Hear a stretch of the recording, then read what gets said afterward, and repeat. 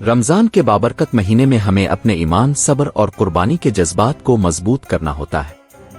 حضرت موسیٰ علیہ السلام کی کہانی ایمان، صبر اور اللہ کی مدد کا ایک شاندار نمونہ ہے۔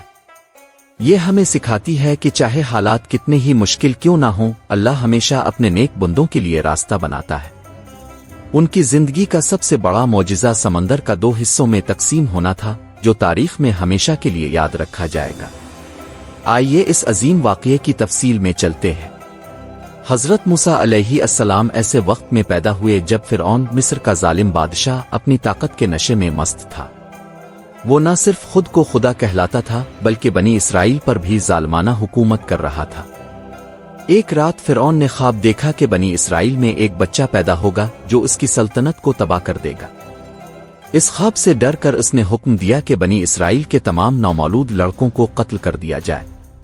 لیکن اللہ کی قدرت دیکھیں، حضرت موسیٰ علیہ السلام کی والدہ کو الہام ہوا کہ وہ اپنے بچے کو ایک ٹوکری میں رکھ کر دریا میں بہا دیں۔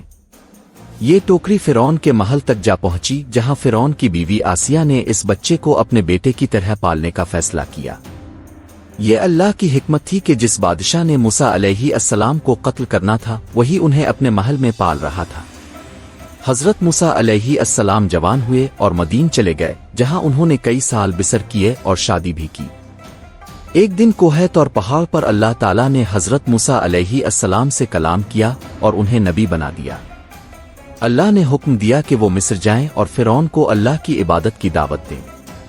حضرت موسیٰ علیہ السلام اپنے بھائی ہارون علیہ السلام کے ساتھ فرعون کے دربار میں گئے اور کہا، اے فرعون، اللہ کی عبادت کرو اور بنی اسرائیل کو آزاد کر دو۔ لیکن فرعون غرور میں آ کر بولا، میں ہی تمہارا سب سے بڑا رب ہوں۔ اس بات پر حضرت موسیٰ علیہ السلام نے اللہ کے عطا کیے ہوئے کچھ معجزے دکھائے، جیسے لاٹھی کا ایک دیو ہیکل سانپ میں تبدیل ہونا اور ان کا ہاتھ کا سورج کے جیسے چمکنا۔ فرعون نے ان معجزات کو جادو قرار دیا اور حضرت موسیٰ علیہ السلام اور ان کے ماننے والوں کو سزا دینے کا حکم دے دیا۔ فرعون کے ظلم سے تنگ آ کر حضرت موسیٰ علیہ السلام نے بنی اسرائیل کو رات کے اندھیرے میں مصر سے نکالنے کا فیصلہ کیا۔ فرعون کو جب پتہ چلا تو وہ اپنی عظیم فوج لے کر ان کے پیچھے دوڑا۔ چند گھنٹوں کے سفر کے بعد حضرت موسیٰ علیہ السلام اور ان کے ساتھی سمندر کے کنارے پہنچ گئے۔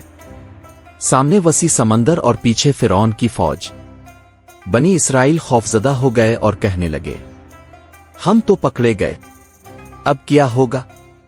لیکن حضرت موسیٰ علیہ السلام پوری قوت ایمانی کے ساتھ بولے، ہرگز نہیں، میرے رب میرے ساتھ ہیں، وہ ضرور راستہ نکالیں گے۔ اللہ نے حضرت موسیٰ علیہ السلام کو اپنی لاٹھی سمندر پر مارنے کا حکم دیا۔ جیسے ہی حضرت موسیٰ علیہ السلام نے لاٹھی ماری، سمندر 2 حصوں میں بٹ گیا۔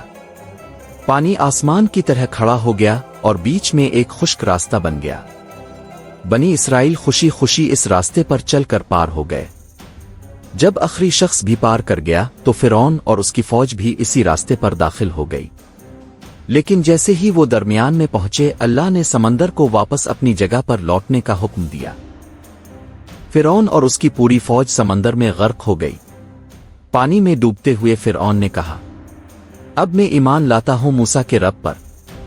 لیکن اللہ نے فرمایا، اب جبکہ تم ظلم کرتے رہے اور سرکش رہے، یوں تاریخ کا سب سے بڑا ظالم دنیا سے مٹ گیا، اور اللہ نے اپنے نبی اور ان کے ماننے والوں کو فتح عطا فرمائی۔